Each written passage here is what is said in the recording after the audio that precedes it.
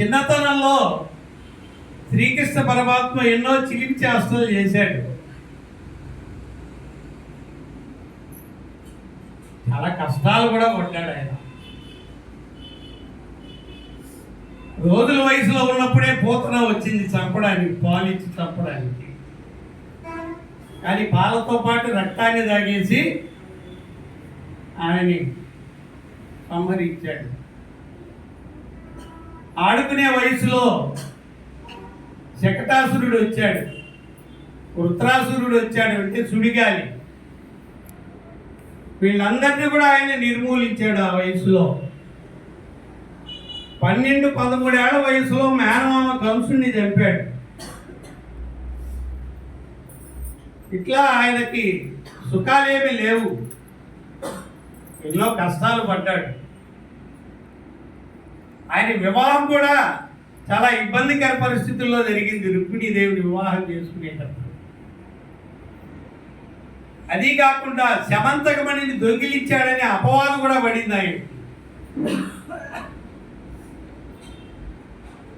శమంతకమణిని దొంగిలించాడు అని.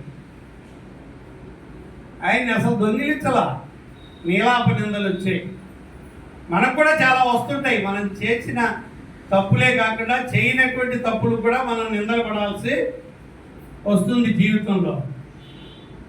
ఈ నిందలను తప్పించుకోవడానికి కొంతమంది ఆత్మహత్యలు కూడా చేసుకుంటారు. ముందు గుడ్డుగా ఉంటుంది, ఒక సీతాకోక చిలుక అనుకుందాం, గుడ్డు రూపంలో ఉంటుంది. ఆ తర్వాత ప్యూపా దశకు వస్తుంది, పురుగు దశకి. ఆ తర్వాత ప్యూపా దశకు వస్తుంది. ఆ తర్వాత దాన్ని పగలగొట్టుకొని సీతాకోక చిలుకగా స్వేచ్ఛగా ఎగిరిపోయి పువ్వుల్లోని మకరందాన్ని తాగుతుంది. మనం కూడా ఆ రకంగా తయారు కావాలి. ఆ జీవితం ఇంతే అయిపోయింది, ఇంకేమి లేదు, నన్ను ఎవరు బాగుపరచలేరు, పక్కన వాళ్ళు కానీ దేవుడు కానీ నన్ను బాగుపరిచే వాళ్ళే లేరు, నా జీవితం ఎందుకు అని ఎప్పుడు కూడా ఆ ప్యూపాదశలో ఉన్నప్పుడు అది అనుకోదు.